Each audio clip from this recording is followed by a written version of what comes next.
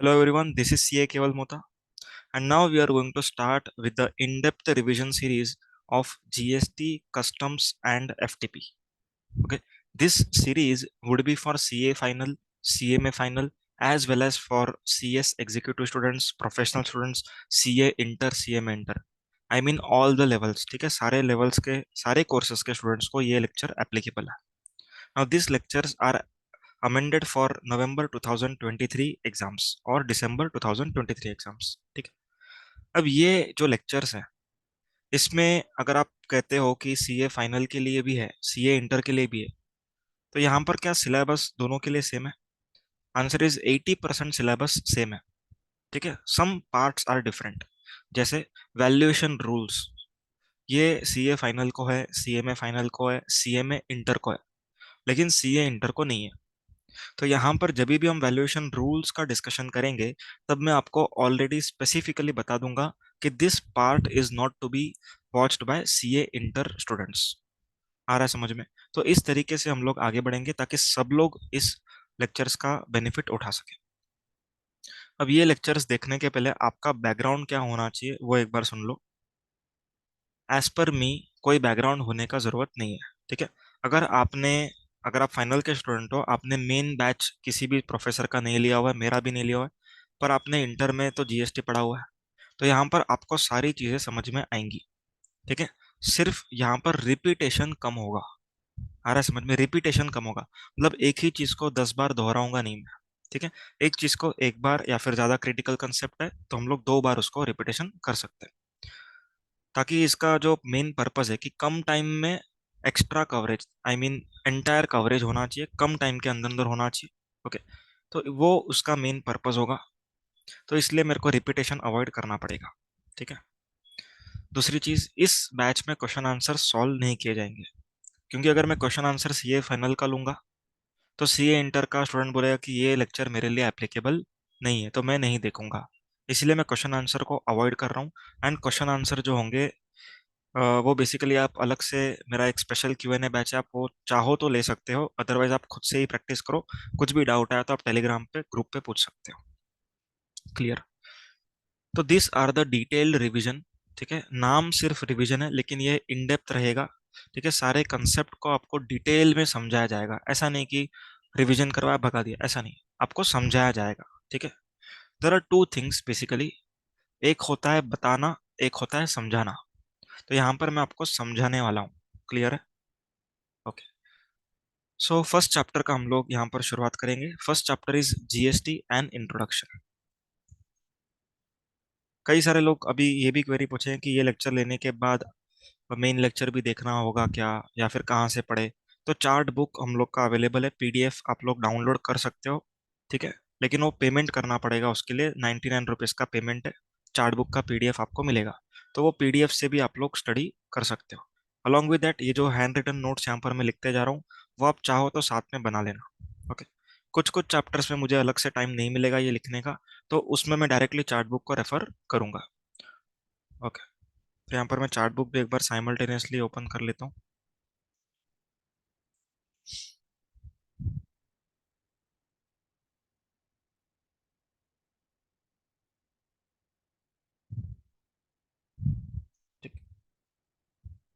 And I really assure you कि आप लोग को ये लेक्चर देखने के बाद कोई भी फैकल्टी का या फिर मेरा भी आपको लेक्चर्स बाय करने का जरूरत नहीं पड़ेगा. क्वेश्चन आंसर आप बाय कर सकते हो.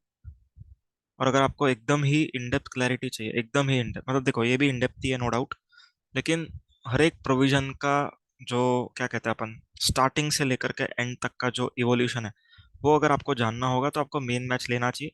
लेकिन एज पर मी आपको मेन बैच भी लेने का जरूरत नहीं है. ठीक है, मेन बैच कोई ज़रूरत नहीं है. आप इसी लेक्चर को एक हाथ 2 बार देखोगे एक्स्ट्रा तो फिर आपको समझ में आ जाएगा. फर्स्ट टाइम देखा अगर नहीं समझ में आया, सेकेंड टाइम देखा अगर नहीं समझ में आया, then you can go for main batch, otherwise not required. ठीक है,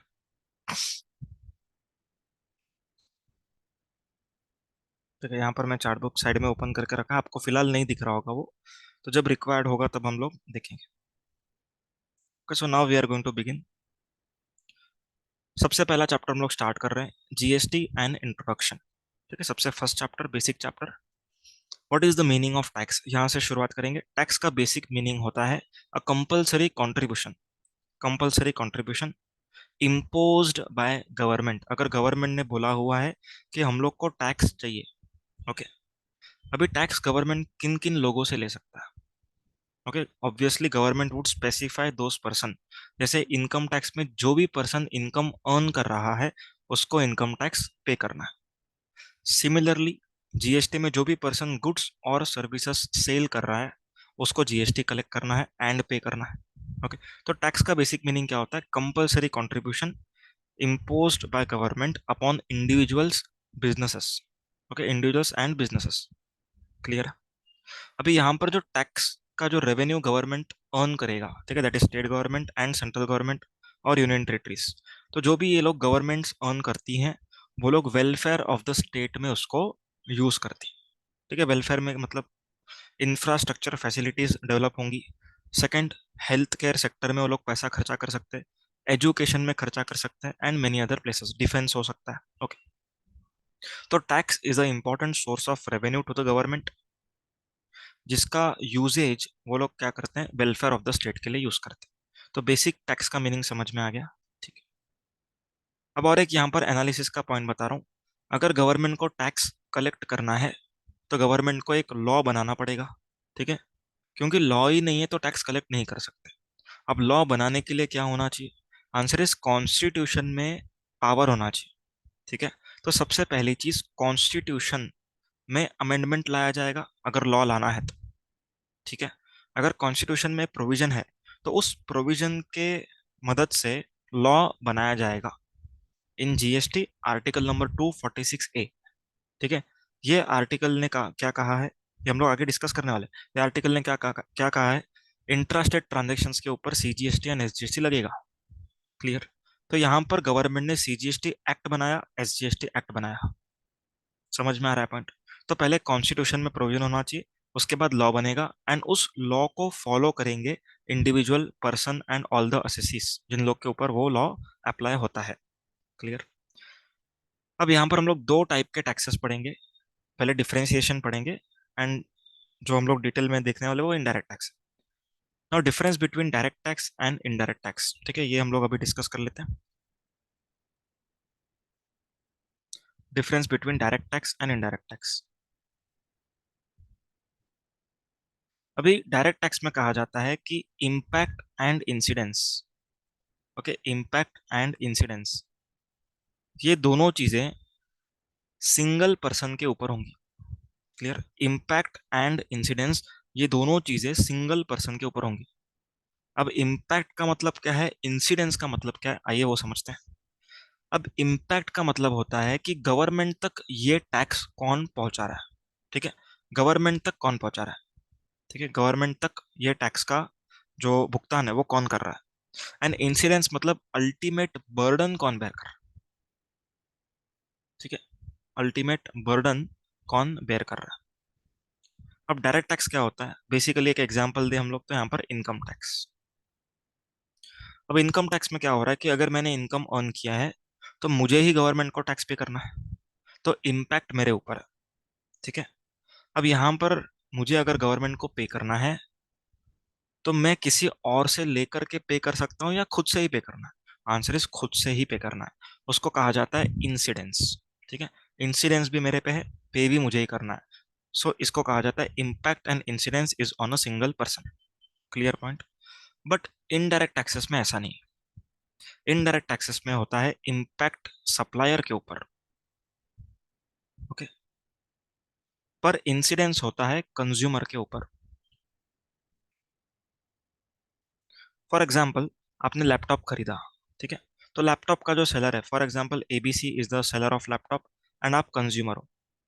अब लैपटॉप 40,000 रुपीज का है, पर गवर्नमेंट ने एबीसी को कहा कि सर आप 40,000 में लैपटॉप नहीं बेचेंगे, आपको यहाँ पर जीएसटी ऐड करना पड़ेगा, ऑब्वियसली एप्लीकेबल होगा तभी। तो यहाँ पर जीएसटी ऐड किया तो टोटल प्राइस हो गया 47,200, ओके। अब कंज्यूमर एबीसी को पे कितना करेगा? 47,200, ओके। अब एबीसी गवर्नमेंट को कितना पे करेगा? 7,200, क्लियर। तो यहां पर क्या हुआ गवर्नमेंट तक ये रेवेन्यू पहुंचाया किसने? एबीसी ने। सो impact is on supplier. But supplier ने लिया किससे? कंज्यूमर से लिया। तो इंसिडेंस इज ऑन कंज्यूमर। आया पॉइंट समझ में? तो यहाँ पर हम कंक्लूड नहीं कर रहे कि 7,200 ही पे करना है, इसमें से आईटीसी वगैरह माइनस होगा, लेकिन अभी ये फर्स्ट लेक्चर है इसलिए यहाँ पर अपन एकदम बेसिक में चल रहे हैं। क्लियर? सो ये एक फर्स्ट डिफरेंशिएशन पॉइंट हो गया। Second differentiation point, direct tax, that is income tax, is levied on incomes and profits. Okay, incomes and profits. But indirect taxes are levied on goods or services. ठीक है, एक example लेंगे। For example मैंने आप लोग को lecture 10,000 rupees में बेचा। ओके, अब मुझे इसके ऊपर जीएसटी चार्ज करना पड़ेगा, प्रोवाइडेड एप्लीकेबल है। तो यहाँ पर 11,800, लेकिन इसमें से 1,800 रुपया जो है वो तो गवर्नमेंट को ही जाने वाला है। तो नेट मेरा सेल्स कितना हो गया? 10,000 का। अब यहाँ पर मेरे जो भी एक्सपेंडिचर्स होंगे, यहाँ पर जो भी मेरे एक्सपेंडिचर्स होंगे, for example 6,000 is the expenditure, तो नेट प्रॉफिट कितना हुआ मुझे? नेट प्रॉफिट हुआ 4,000 रुपीज का। तो यहाँ पर इनकम टैक्स मुझे इस 4,000 रुपीज के ऊपर पे करना है, लेकिन indirect tax that is GST मुझे इस सेल्स वैल्यू के ऊपर पे करना है। आ रहा समझ में? तो income tax that is direct tax is on profit element. Okay, profit और इनकम एलिमेंट। लेकिन जो जीएसटी है, इनडायरेक्ट टैक्स है, it is upon sales value. Getting the point? ठीक है। थर्ड डिफरेंशिएशन पॉइंट, इसका जो टैक्स बेस है, डायरेक्ट टैक्स का जो टैक्स बेस है वो काफी नैरो है। ओके, लेकिन इनडायरेक्ट टैक्स का जो टैक्स बेस है वो काफी वाइड है। क्यों ऐसा? एक एग्जांपल लेंगे। अगर आप लोग के घर पे फॉर एग्जांपल आपके पूरा फैमिली इनकम अप टू ₹2,50,000 है, ठीक है, तो यहाँ पर आप लोग को इनकम टैक्स तो पे नहीं करना है। ओके, लेकिन अगर आपका इनकम 2,50,000 है पर आपके पास मोबाइल है, तो मोबाइल के जो सप्लायर ने आपको सेल किया है, ओके, उस पे तो जीएसटी आपने आपके सप्लायर को पे किया। क्लियर? तो यहाँ पर भले आपका इनकम 2.5 लाख से कम है, पर अगर आप कुछ भी कंजम्पशन कर रहे हो, कुछ भी खर्चा कर रहे हो, ओके, उसके ऊपर तो आप जीएसटी इनडायरेक्टली बर्डन बेयर कर रहे हो। आया समझ में?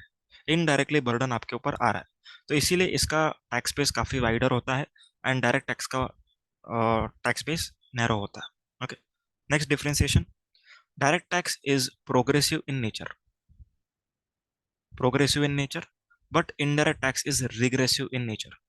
इसका मीनिंग क्या होता है? जैसे जैसे आपका इनकम बढ़ेगा वैसे वैसे आप लोग को इनकम टैक्स ज्यादा पे करना पड़ेगा। क्लियर? बिकॉज स्लैब्स होते हैं अप टू 2.5 लाख, 2.5 लाख से 5 लाख, 5 लाख से 10 lakh, more than 10 lakh and so on. तो जैसे जैसे आपका इनकम बढ़ेगा आपका स्लैब हायर होते जाएगा, वैसे रेट ऑफ टैक्स भी हायर होगा। ओके, लेकिन इनडायरेक्ट टैक्स रिग्रेसिव है। रिग्रेसिव का मतलब परसेंटेज फिक्स है। ठीक है, 18 हो सकता है, 12 हो सकता है, जो भी है, 28 हो सकता है, लेकिन एक प्रोडक्ट के लिए एक परसेंटेज फिक्स है। ओके, अगर प्राइस बढ़ता है तो ये अमाउंट बढ़ेगा जीएसटी का, रेट नहीं बढ़ेगा। ठीक है, ध्यान से सुनना, रेट ऑफ जीएसटी नहीं बढ़ेगा, जीएसटी का अमाउंट बढ़ेगा ऑब्वियसली, क्योंकि it is a proportion of price. तो यहाँ पर रिग्रेसिव मतलब, अगर मेरा income for example 1 lakh rupees है, ओके, दूसरे किसी पर्सन का इनकम 10 लाख रुपीज है, तो इसको इनकम टैक्स ज्यादा पे करना पड़ेगा एंड मुझे इनकम टैक्स कम पे करना पड़ेगा या नहीं पे करना पड़ेगा। लेकिन अगर हम दोनों एक कंपनी का मोबाइल खरीद रहे हैं, ओके, तो सप्लायर ये नहीं देखेगा कि मेरा इनकम कम है तो जीएसटी अप्लाई मत करो, ऐसा नहीं होगा। ठीक है, तो अगर हम लोगों ने मोबाइल खरीदा तो जीएसटी मुझे भी पे करना है एंड ये 10 लाख के इनकम वाले पर्सन को भी पे करना है। Clear point? आ रहा है समझ में? तो GST is the regressive in nature. तो यहाँ पर अपना ये वाला टॉपिक खत्म हुआ, that is the differentiation between direct tax and indirect tax. ठीक है, अब हम लोग डिस्कशन करेंगे चेन ऑफ इनडायरेक्ट टैक्स।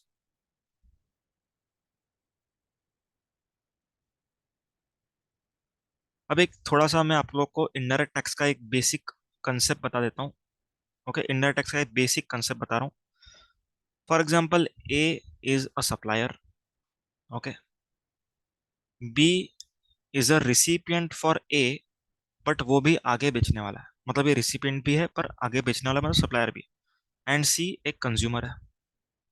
ठीक है, सी एक कंज्यूमर है। अब यहां पर क्या होता है, जब ए बी को बेचता है तब ये जीएसटी चार्ज करता है।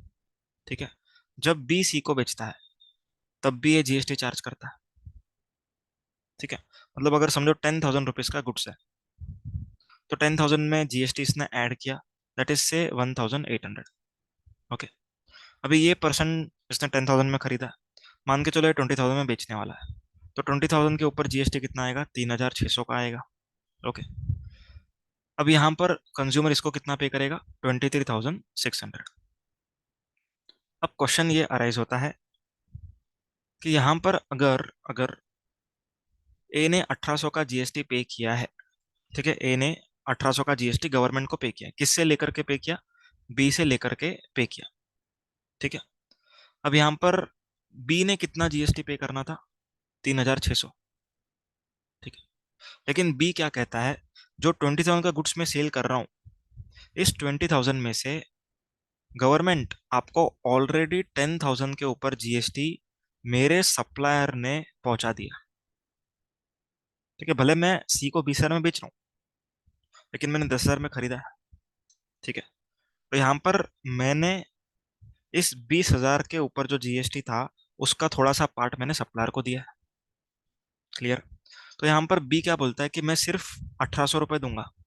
कैसे, 3,600 इसका output tax liability. Output tax liability का मतलब सेल्स के ऊपर जो लायबिलिटी आती है वो, माइनस इनपुट टैक्स।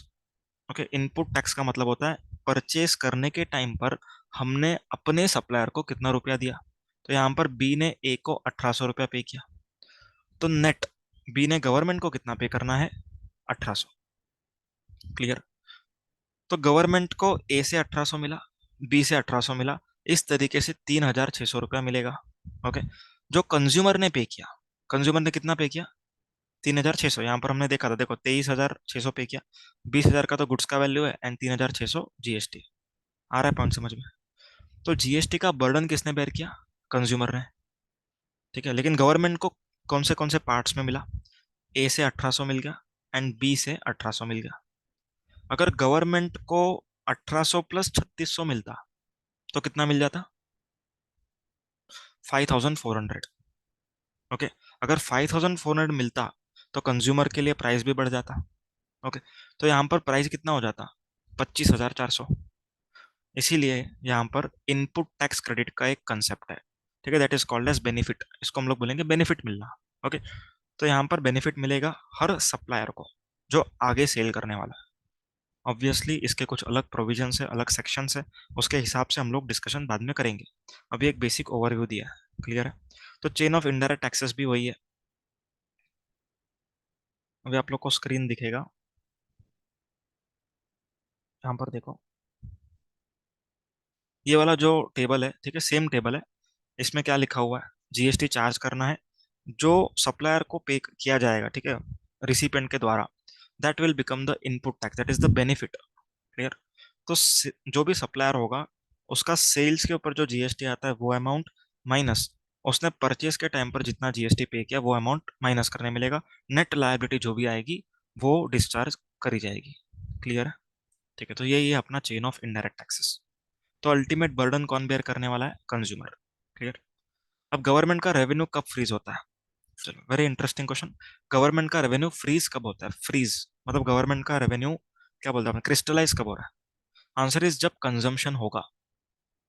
ठीक है, जब कंजम्पशन होगा। क्यों ऐसा कह रहा हूं मैं, यहां पर ए ने जब 1,800 रुपए का पेमेंट किया तब ये गवर्नमेंट का रेवेन्यू नहीं है। क्यों नहीं है, क्योंकि यहां पर इसका बेनिफिट गवर्नमेंट ने बी को देना है। तो यहां पर बी लेके चला गया बेनिफिट। देखो यहां पर मैं लिख रहा हूँ, ए से गवर्नमेंट को मिल गया 1,800 रुपया, लेकिन यही बेनिफिट कौन लेके चला गया, बी लेके चला गया, बोला कि मैंने ए को दिया है। अब बी आप लोग को 3,600 दे रहा है। ओके, देखो यहाँ पर ये 3,600 लेना, 3,600 दिया, लेकिन कंज्यूमर को बेनिफिट नहीं मिलेगा। क्यों बेनिफिट नहीं मिलेगा, क्योंकि he is the ultimate consumer, यहाँ पर चेन खत्म हो रहा है। ओके, तो गवर्नमेंट का रेवेन्यू इस पॉइंट पर फ्रीज हुआ, इस पॉइंट पर फ्रीज हुआ। क्लियर है पॉइंट, ठीक है।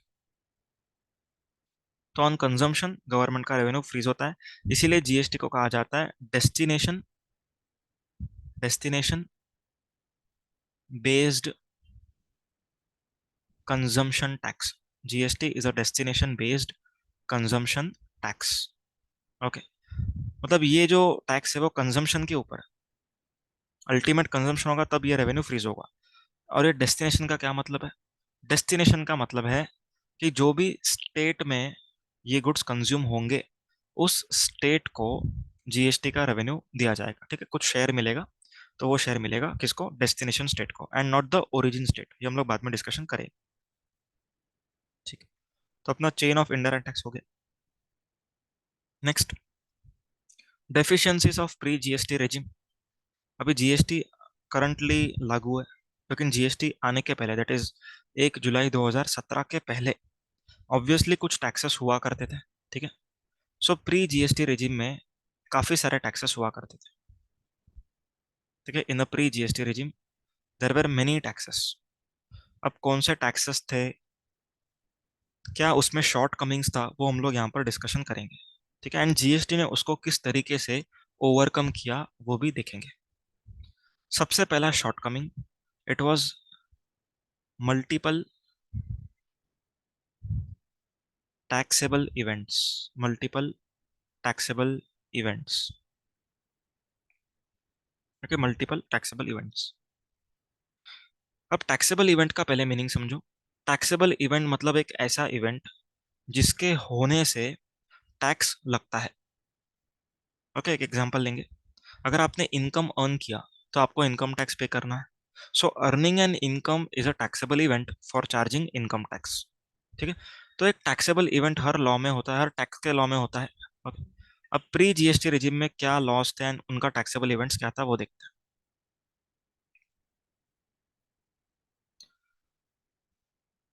अगर हम सेल्स टैक्स की बात करें, okay, sales tax that was value added tax और सेंट्रल सेल्स टैक्स, ठीक है। ये लॉ था एक, ये लॉ टैक्स लॉ है ऑब्वियसली। ये लॉ कब ट्रिगर होता था? जब भी कोई पर्सन सेल ऑफ गुड्स करता था, ठीक है। अगर मैंने आपको गुड्स बेचा तो मुझे क्या भरना पड़ता था? सेल्स टैक्स, ठीक है, सेल्स टैक्स। अब ये सेल्स टैक्स का जो रेवेन्यू है, this was belonging to state governments, ठीक है, this was belonging to state government. अगर विद इन द स्टेट आपने ट्रांजेक्शन किया तो वैट पे करना पड़ेगा। अगर इंटर स्टेट गुड्स को बेचा तो सीएसटी पे करना पड़ेगा।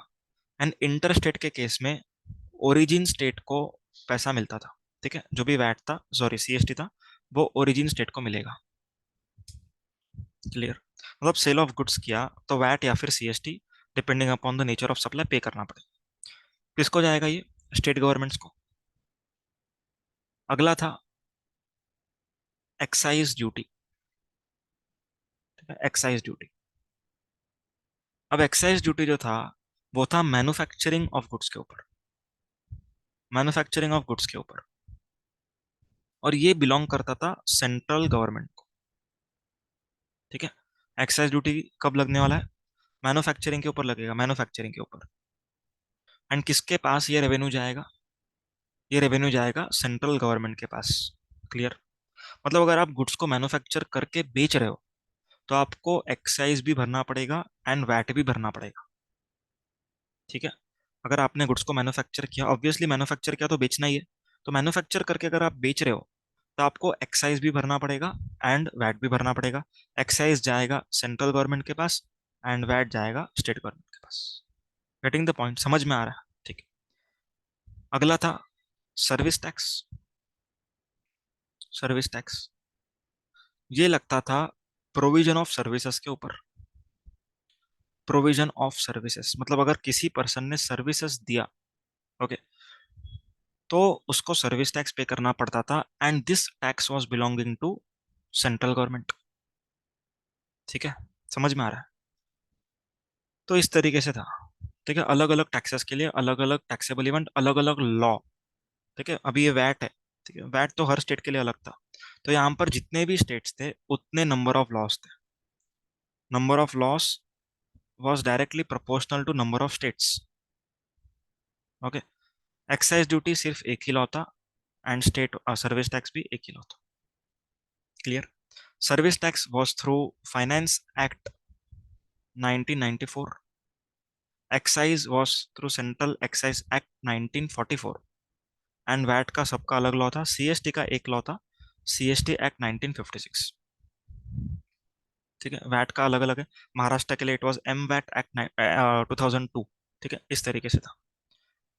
तो अगर आप लोग यहाँ पर देखोगे तो बहुत सारे टैक्सेबल इवेंट्स थे। अब जीएसटी में ऐसा नहीं है। जीएसटी में क्या है, एकदम सिंपल। जीएसटी में टैक्सेबल इवेंट इज सप्लाई। ठीक है, अगर आपने सप्लाई किया तो आपको जीएसटी पे करना पड़ेगा। ठीक है, तो supply is the taxable event in GST. तो इतने सारे अलग अलग अलग टैक्सेबल इवेंट्स नहीं, सिर्फ सप्लाई है। गेटिंग द पॉइंट्स, आया समझ में? ठीक है। अब सेकंड डेफिशिएंसी था मल्टीपल टैक्स लॉ। ये तो हमने ऑलरेडी डिस्कस कर लिया। मल्टीपल टैक्स लॉ, बहुत सारे लॉस कंप्लाई करने पड़ते थे। ठीक है, बहुत सारे लॉस कंप्लाई करने पड़ते थे। अगर कोई पर्सन मैन्युफैक्चर करके बेच रहा है तो उसको एक्साइज में भी रजिस्ट्रेशन लेना पड़ता था, वैट में भी रजिस्ट्रेशन लेना पड़ता था। ओके, कोई repair and maintenance services provide करने वाला पर्सन है तो उसको सर्विस टैक्स में नंबर लेना पड़ता था। ओके, और जो पर्सन गुड्स को खरीद के बेच रहा है, बना के बेच रहा है एंड सर्विसेज भी दे रहा है तो उसको तीनों लॉ में नंबर लेना पड़ता था। तो मल्टीपल टैक्स लॉ की वजह से मल्टीपल रजिस्ट्रेशंस हुआ करते थे। लेकिन अब जीएसटी में ऐसा नहीं है। जीएसटी में सिर्फ एक ही रजिस्ट्रेशन लेना है जीएसटी के अंडर, बस। दूसरे कहीं पर नंबर लेना नहीं है। क्लियर है? Okay, third deficiency, classification issue. Classification issue, अगर हम रेस्टोरेंट में जाएंगे, ठीक है, हम प्री जीएसटी रेंज में, अगर हम रेस्टोरेंट में गए, हमने कुछ खाना ऑर्डर किया, तो अभी हमको खाना सर्व होके मिलेगा तो क्या ये सर्विस है या फिर हमको खाना मिल रहा है तो ये गुड्स है? अगर गुड्स बोलेंगे तो सेंट्रल गवर्नमेंट बोलेगी कि नहीं भाई, आपको सर्व करके दिया, सर्व, तो ये सर्विस है। पर स्टेट गवर्नमेंट बोलेगी नहीं, आप लोगों को तो खाना मिल रहा है, खाना इज गुड्स, गुड्स है तो फिर हमको मिलना चाहिए रेवेन्यू वैट। तो यहाँ पर वो लोग म्यूचुअल अंडरस्टैंडिंग के हिसाब से 40% ऑफ द बिल अमाउंट के ऊपर वैट लगाते थे एंड 60% के ऊपर सर्विस टैक्स लगाते थे। तो इस तरीके से उनका रेशियो था। लेकिन ये जो क्लासिफिकेशन इशू है ये पूरा सॉल्व हो चुका है जीएसटी के अंदर। ठीक है, सबसे पहला चीज कैसे सॉल्व हुआ, जीएसटी में एक शेड्यूल 2 करके दिया हुआ है जिसमें क्लासिफिकेशन पहले से करके रखा है। ठीक है, कि किस एक्टिविटी को हमको गुड्स बोलना है, किस एक्टिविटी को हमको सर्विस बोलना है। क्लियर? सबसे पहला पॉइंट। दूसरा पॉइंट, आप चाहे किसी भी एक्टिविटी को गुड्स बोलो या सर्विस बोलो, रेट ऑफ टैक्स जो है, ओके, जो भी 18% एग्जाम्पल, तो ये 9 and 9 सीजीएसटी एसजीएसटी 9 में डिवाइड होगा। तो यहाँ पर झगड़ा झगड़ी नहीं होगी। आ रहा है समझ में? दो, place of supply, time of supply का जो प्रोविजन है it will differ as per the nature of supply, that is goods है या फिर सर्विस है। ओके, थर्ड डेफिशिएंसी क्लियर हो गया। Fourth deficiency, cascading effect. Cascading effect, अब कास्केडिंग इफेक्ट का मीनिंग क्या है? कास्केडिंग मतलब टैक्स के ऊपर tax, that is tax on tax, इसको कहा जाता है कास्केडिंग इफेक्ट। अब कास्केडिंग इफेक्ट पहले कैसे हुआ करता था वो यहाँ पर मैं आपको एक एग्जाम्पल की तरह दिखा रहा हूँ। फॉर एग्जाम्पल 1000 रुपीज का गुड्स मैन्युफैक्चर हुआ। ठीक है, इसमें फॉर एग्जाम्पल 100 रुपीज का प्रॉफिट ऐड किया, टोटल प्राइस हो गया 1100। ओके, 1100। अब since this goods are manufactured, इसके ऊपर हमको एक्साइज ड्यूटी पे करना पड़ेगा।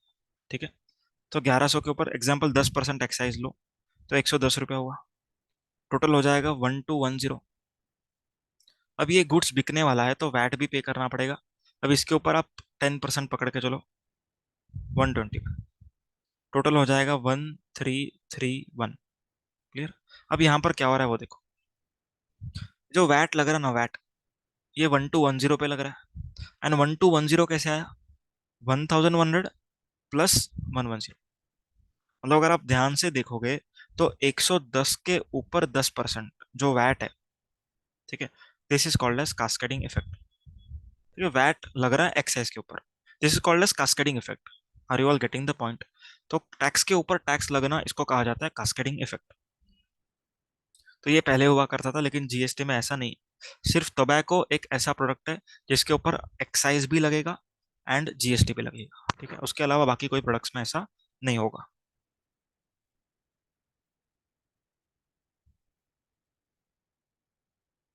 Last deficiency, destination based consumption tax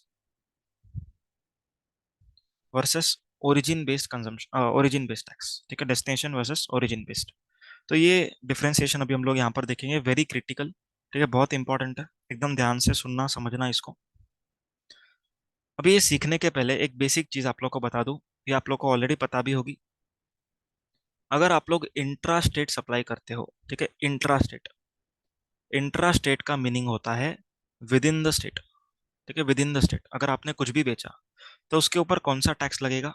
answer is CGST plus SGST, ठीक है। CGST stands for central goods and services tax, SGST stands for state goods and services tax. Clear? लेकिन अगर आप इंटर स्टेट सप्लाई करते हो, ठीक है, inter state मतलब एक स्टेट से दूसरे स्टेट में बेचा, ठीक है, मतलब आपके स्टेट के बाहर बेचा, तो यहां पर लगने वाला है आईजीएसटी, ठीक है। IGST stands for integrated goods and services tax. Okay, अब सिलेबस में क्या है आपके, देखो, टैक्स कौन सा लगेगा ये तो सिलेबस में ही है। इंटर के ऊपर आईजीएसटी, इंट्रा के ऊपर सीजीएसटी, ये तो है ही है बेसिक। लेकिन आईजीएसटी का जो लॉ है, ये लॉ सीए इंटर को नहीं है, ठीक है, सीए इंटर को पूरी तरीके से नहीं, सीए में इंटर को थोड़ा सा है, ठीक है, सीए में इंटर को थोड़ा सा है, पूरा नहीं, थोड़ा सा है। Okay, and CA final CA में फाइनल को पूरा पूरा है। Getting the point? CA final CA में फाइनल को पूरा पूरा। तो सीए इंटर को कुछ भी नहीं पढ़ना है, सीए में इंटर को जो मैं बताऊंगा उतना ही पढ़ना है। ओके, सीए फाइनल सीए में फाइनल आप लोग को पूरा पढ़ना है, ठीक है। तो आईजीएसटी किसके ऊपर लगता है? इंटर स्टेट सप्लाई के ऊपर, एंड इंट्रा स्टेट के ऊपर सीजीएसटी एसजीएसटी। अगर किसी भी प्रोडक्ट का रेट 18% है, ओके, तो CGST and SGST would be 9 9, ठीक है। लेकिन अगर किसी प्रोडक्ट के ऊपर आईजीएसटी लगता है तो आईजीएसटी का रेट वुड बी 18%। क्लियर है? समझ में आ रहा है बात?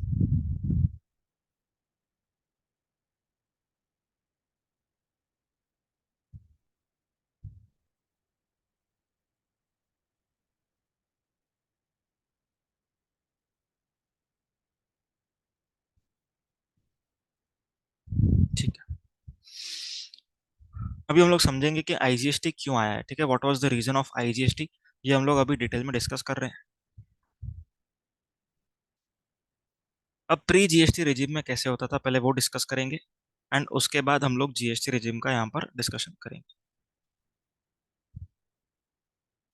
अब प्री जीएसटी रिजीम में मान के चलो ए पर्सन है, ए ने गुड्स बी को बेचा, ठीक है, B is in Gujarat, A is in Maharashtra, ठीक है। 10,000 रुपीज का गुड्स है, से 1,000 रुपीज सेंट्रल सेल्स टैक्स है, सीएसटी। मैंने आप लोग को पहले ही बताया, अगर गुड्स आप लोग दूसरे स्टेट में बेचते हो तो सीएसटी लगेगा। तो यहाँ पर टोटल हो जाता है 11,000। ओके, अब यहाँ पर गुजरात का पर्सन ए को कितना पे करेगा? 11,000 रुपीज। अब यहाँ पर जो 1,000 रुपीज है, ओके, दिस 1,000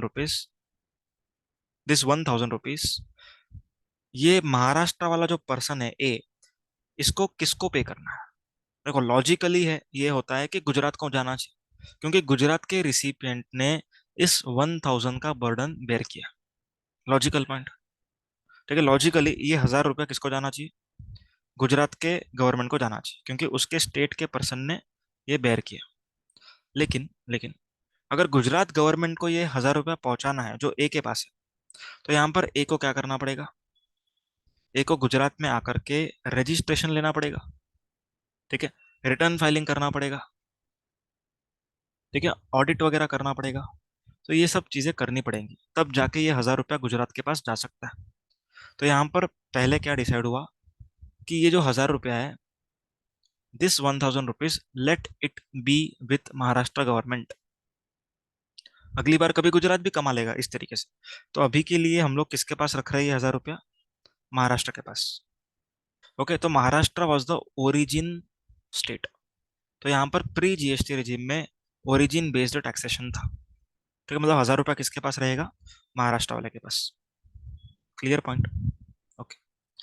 अब जीएसटी रेजिम में क्या है वो सुन।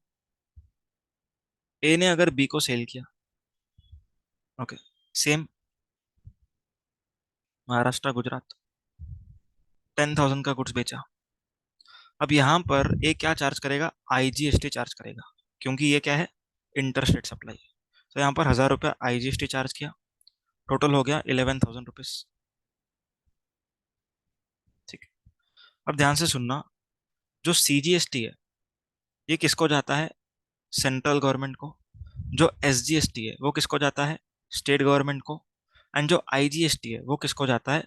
वो जाता है सेंट्रल गवर्नमेंट को। लेकिन लेकिन आईजीएसटी का कुछ परसेंटेज, दैट इज 50%, ये किसको जाने वाला है? ठीक है, 50% of this IGST revenue would be apportioned to destination state. ठीक है, किसको जाएगा ये? डेस्टिनेशन स्टेट को जाएगा। अभी इसको हम लोग एकदम टेक्निकल लैंग्वेज में बोले तो प्लेस ऑफ सप्लाई का स्टेट। जिन्होंने नहीं सुना प्लेस ऑफ सप्लाई, ठीक है, हम लोग बाद में सीए फाइनल के लिए, सीए में फाइनल के लिए डिस्कशन करेंगे। तो प्लेस ऑफ सप्लाई का जो भी स्टेट होगा उसको जाएगा। अब place of supply is nothing but destination. तो यहाँ पर जब गुड्स ए से बी तक जा रहा है तो गुड्स का डेस्टिनेशन क्या हुआ? गुजरात। तो यहाँ पर जो 1000 रुपया ये रेवेन्यू किसको जाना चाहिए? ये जाना चाहिए गुजरात को। ये जाना चाहिए गुजरात को। क्लियर है ना? ठीक है। अब यहाँ पर गुजरात को ये रेवेन्यू जाना चाहिए, लेकिन अभी बी ने किसको पे किया? ए को पे किया 1000 रुपया। अब यहाँ पर ए जो है वो महाराष्ट्र में 1000 रुपया पे करेगा आईजीएसटी के अकाउंट में। मतलब ये किसके पास चला गया? ये चला गया सेंट्रल गवर्नमेंट के पास।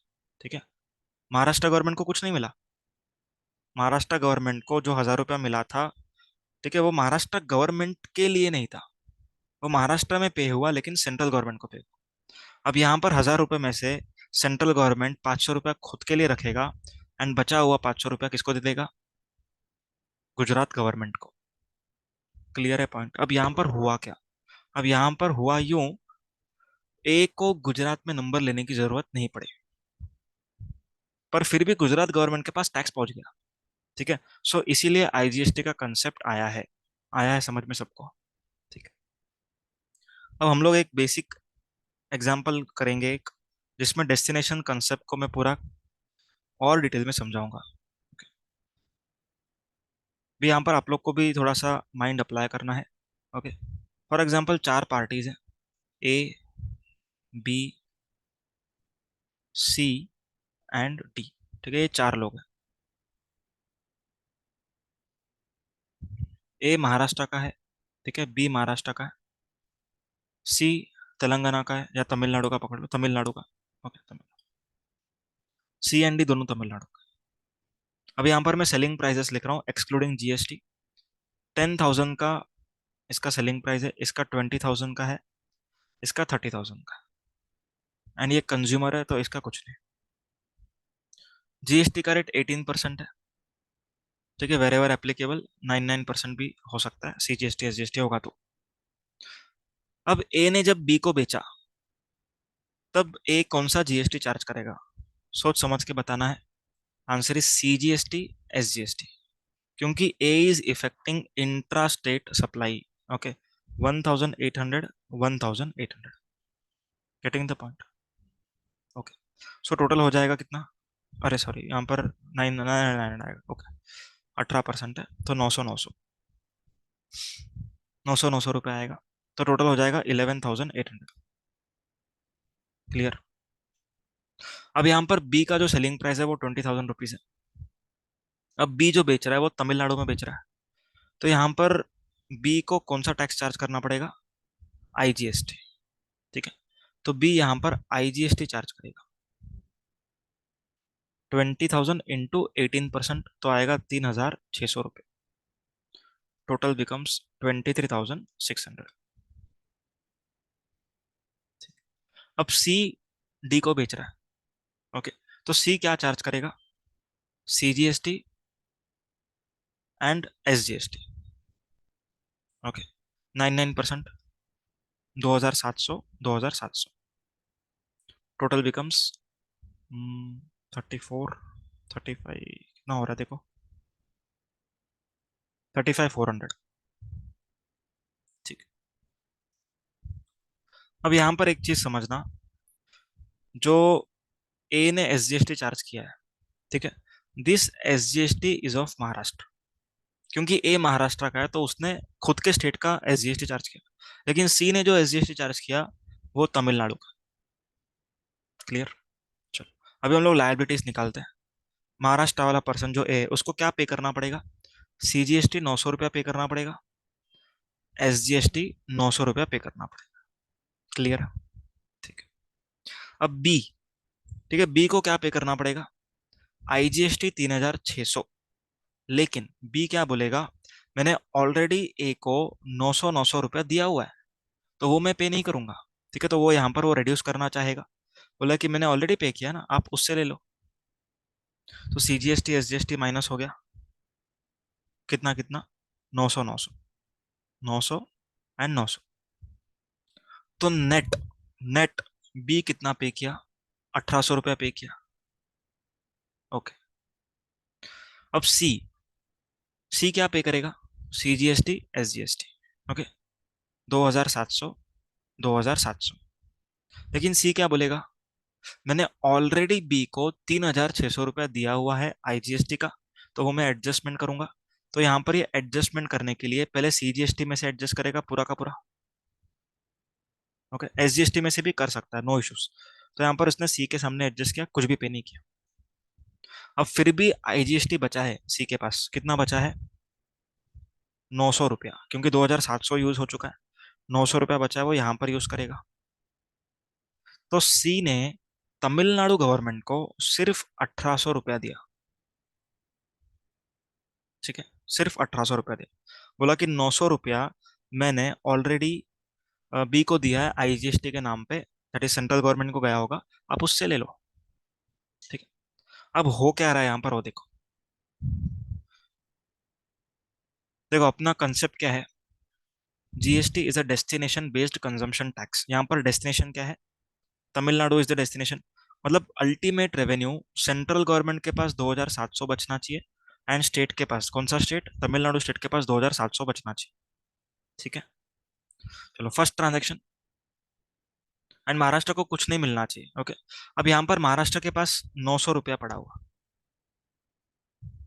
दिख रहा है, यहाँ पर ए ने महाराष्ट्र गवर्नमेंट को पे गया ना, सीजीएसटी एसजीएसटी, सीजीएसटी सेंट्रल के खाते में गया, एसजीएसटी महाराष्ट्र गवर्नमेंट के पास गया।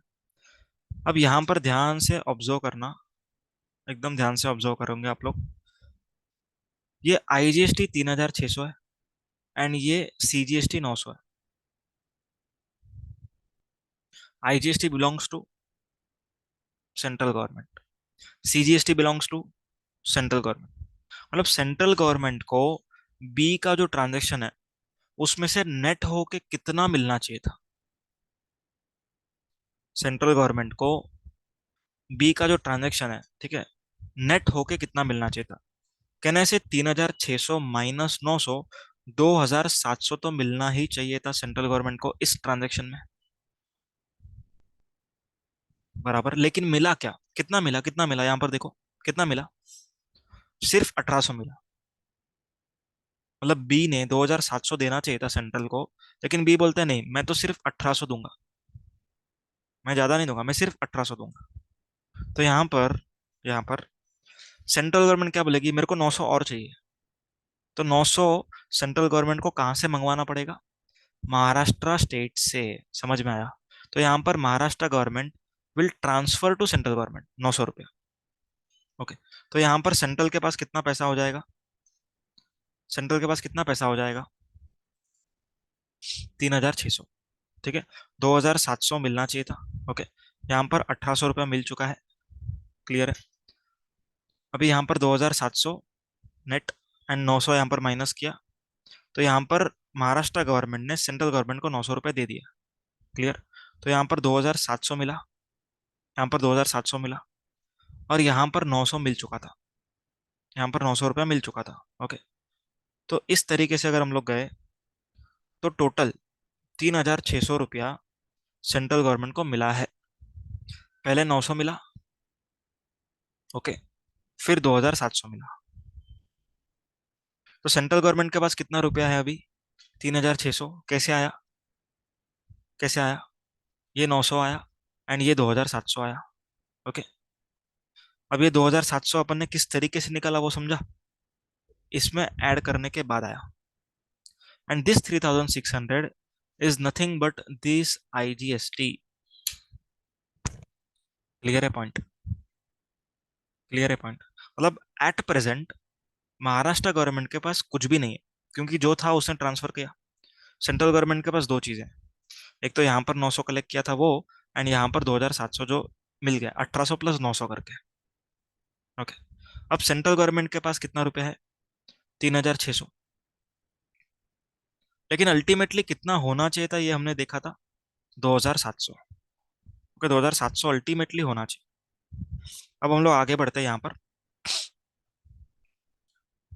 सी ने सेंट्रल गवर्नमेंट को कुछ भी पैसा नहीं दिया, ठीक है। सी ने सेंट्रल गवर्नमेंट को कुछ भी पैसा नहीं दिया, बोलता है कि नहीं मैं नहीं दूंगा, क्योंकि मैंने ऑलरेडी IGST दिया हुआ है। तो सेंट्रल गवर्नमेंट बोला ठीक है हमारे पास ही है। लेकिन स्टेट गवर्नमेंट को सी ने कितना देना था? 2700।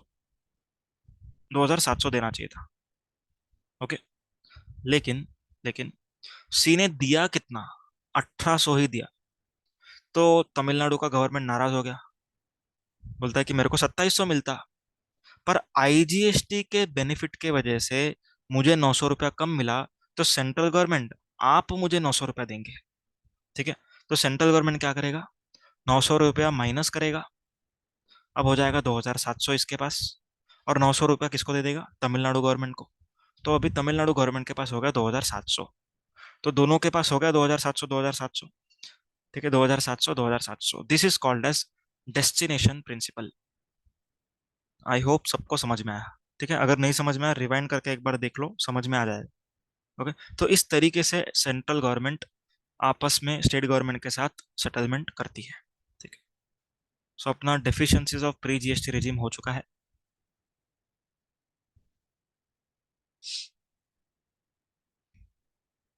ठीक है। अभी हम लोग बात करेंगे कॉन्स्टिट्यूशनल प्रोविजंस की, ठीक है। एकदम इजी इजी है, ज्यादा कुछ डिफिकल्ट नहीं है। Article number 246A। Article number 246A जो है, इसमें दो क्लॉजेस है, 1 और 2, ठीक है। आर्टिकल 246A(1) ये क्या कहता है? इंट्रा स्टेट ट्रांजेक्शन्स पर, that is within the state, उसमें central government and state government इन दोनों के पास पावर रहेगा लॉ बनाने का, ठीक है। मतलब कोई भी इंट्रा स्टेट ट्रांजेक्शन के ऊपर क्या लगेगा? CGST SGST। आर्टिकल 246A(2) ये कहता है कि इंटर स्टेट के केस में पार्लियामेंट लॉ बनाएगा, उसके हिसाब से देखेंगे, ठीक है। पार्लियामेंट लॉ बनाएगा, ओके। पार्लियामेंट मतलब सेंट्रल गवर्नमेंट, ओके। तो सेंट्रल गवर्नमेंट कौन सा लॉ बनाएगा, किस तरीके से होगा, उसका पावर दिया गया है आर्टिकल नंबर 269A में। तो आर्टिकल नंबर 269A क्या कहता है? आर्टिकल नंबर 269A ये कहता है कि इंटर स्टेट ट्रांजेक्शन्स के केस में, ओके, सेंट्रल गवर्नमेंट रिकमेंड करेगा, उस तरीके से हम लोग क्या करेंगे? अपॉर्शनमेंट करेंगे। जैसे हमने अभी देखा, ठीक है, अपॉर्शनमेंट किया ना हमने, स्टेट गवर्नमेंट को 50% दिया एंड सो ऑन। तो central government will form law, central government law बनाएगी। सेंट्रल गवर्नमेंट क्या करेगी, किस तरीके से अपॉर्शन करना है, कितना करना है, कैसे करना है, प्लेस ऑफ सप्लाई क्या होगा, ये सब डिसीजन सेंट्रल गवर्नमेंट लेगी, ठीक है। इंटरस्टेट सप्लाईज, ठीक है, IGST वाले केसेस में। नो डाउट इंटरस्टेट सप्लाईज में भी प्लेस ऑफ सप्लाई तो IGST लॉ से ही आएगा, क्योंकि अगर हर स्टेट को पावर दिया कि भाई डेस्टिनेशन कौन सा है आप बताओ, तो वो लोग तो बोलेंगे भाई मेरी स्टेट डेस्टिनेशन है, ठीक है। तो article number 246A(2) and 269A ये दोनों साथ में पढ़ना है, क्लियर है? ओके।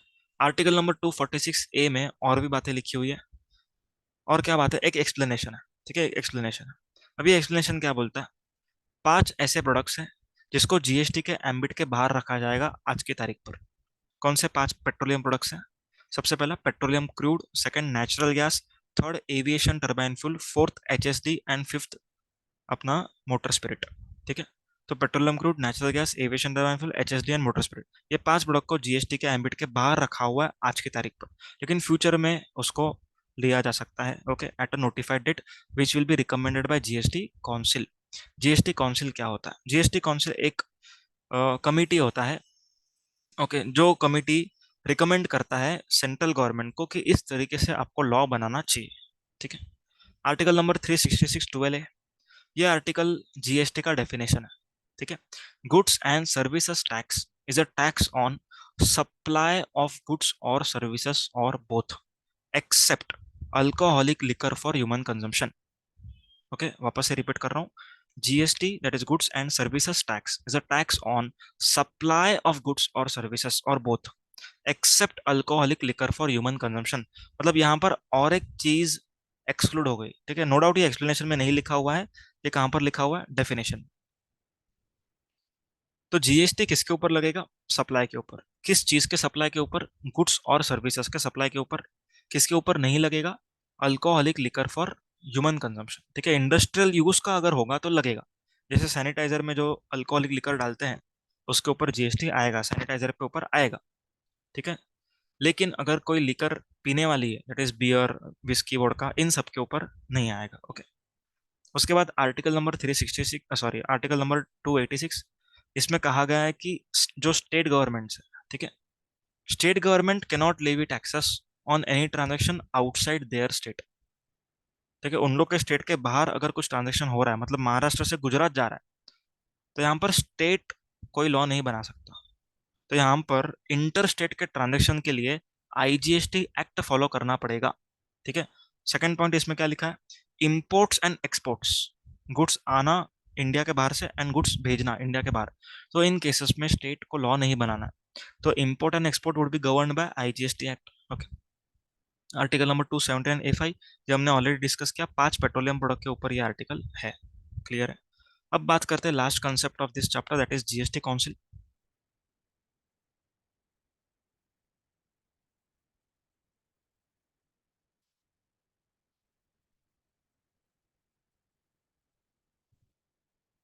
अब जीएसटी काउंसिल क्या करता है, क्या उसका मीनिंग है, वो समझो।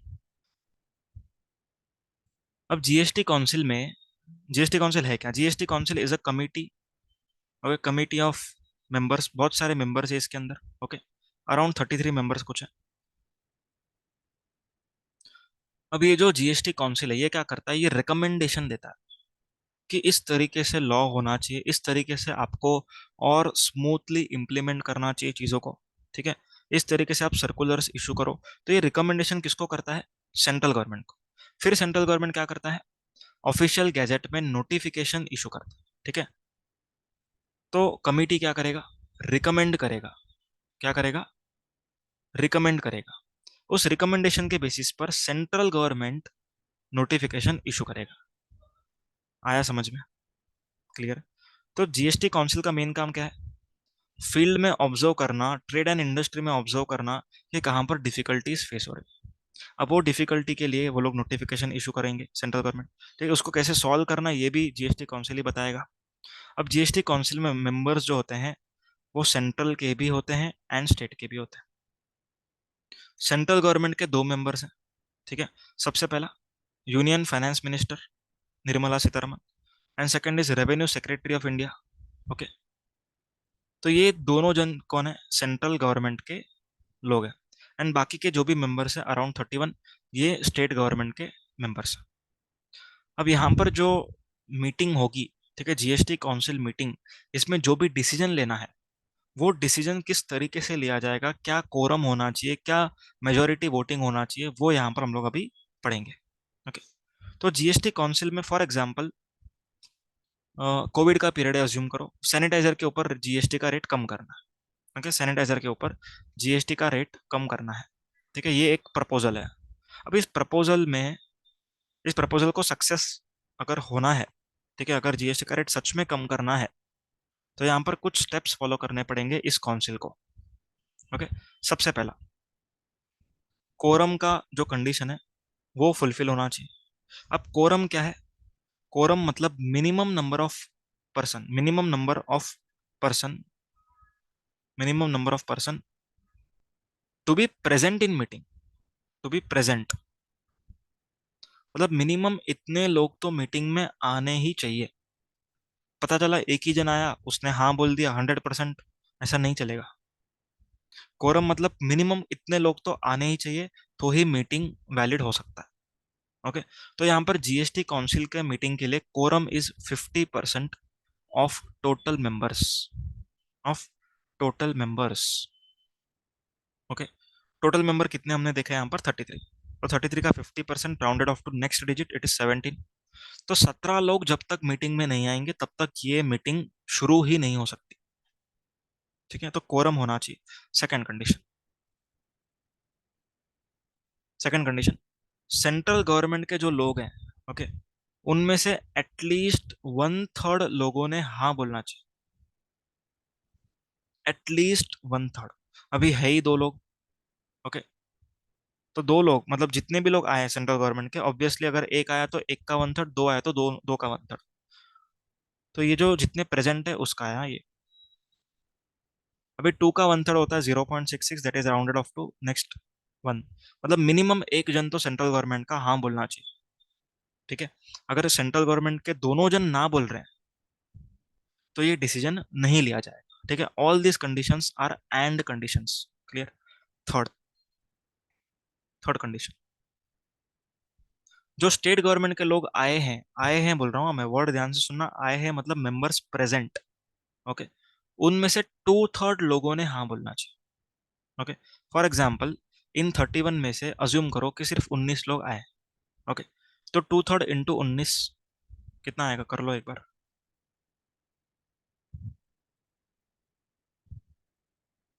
2/3 इंटू 19,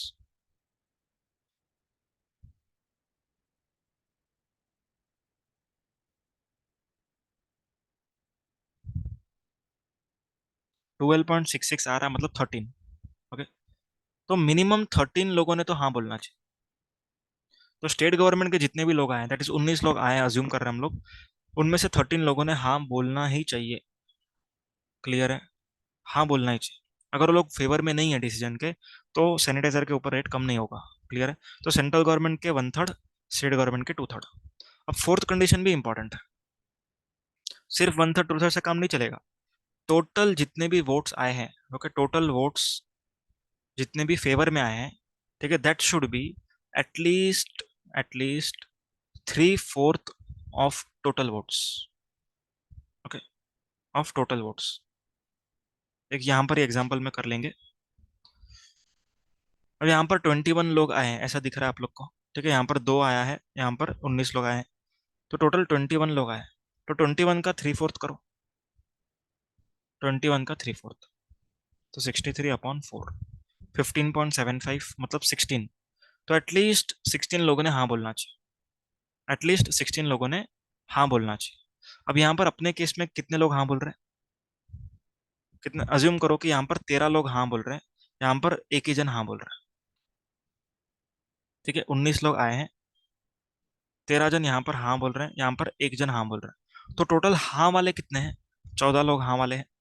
पर हमको टोटल कितने चाहिए, 16 चाहिए। क्लियर है, तो यहाँ पर ये जो डिसीजन है ये फेल हो जाएगा, ये डिसीजन नहीं लिया जाएगा। Getting the point. लेकिन अगर यहाँ पर अज्यूम करते हैं अपन, 15 लोग यहाँ पर हाँ बोल रहे हैं, एंड यहाँ पर अगर दोनों जन हाँ बोल रहे हैं, तो टोटल हाँ कितनी हो गई, टोटल हाँ हो गई 17, टोटल हाँ हो गई 17। ओके, तो यहाँ पर अपने को मिनिमम चाहिए थी 16, तो this decision would be valid. आ रहा है समझ में। और एक केस इसी में ले लेते हैं, सेंट्रल गवर्नमेंट का कोई भी हाँ नहीं बोल रहा है, लेकिन स्टेट गवर्नमेंट के 19 लोग हाँ बोल रहे हैं। अभी फर्स्ट कंडीशन फुलफिल्ड, 17 लोग आए हैं। सेकंड कंडीशन नॉट फुलफिल्ड, एक जन तो हाँ चाहिए था। ओके, तो since second condition is not fulfilled, ये डिसीजन फेल हो जाएगा। आ रहा है सबको समझ में। ठीक है, तो ये जीएसटी काउंसिल का कंसेप्ट था। अब एक last point, that is the road map of GST, GST किस तरीके से आया, वो लास्ट एक पॉइंट देख लेते हैं, then we will wind up with this chapter.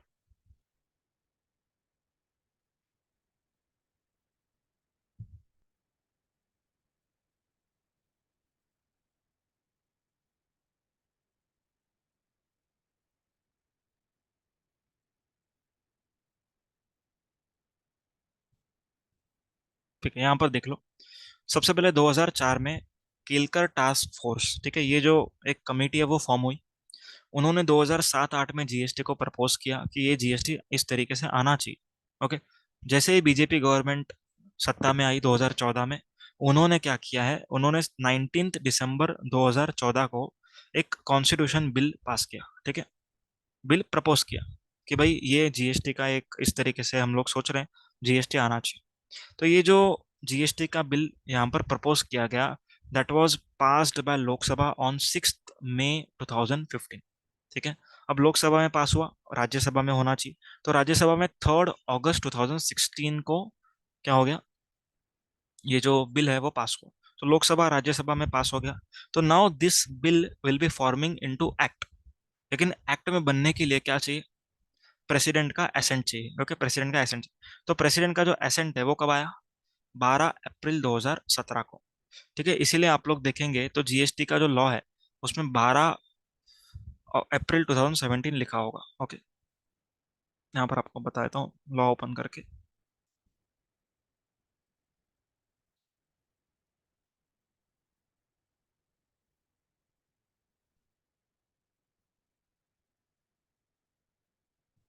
I hope यहाँ पर दिख रहा है आपको, देखो क्लियर। 12 अप्रैल 2017, तो इस दिन पर प्रेसिडेंट का एसेंट मिला। देखो, the following act of parliament received the assent of president on 12 April 2017। Clear है।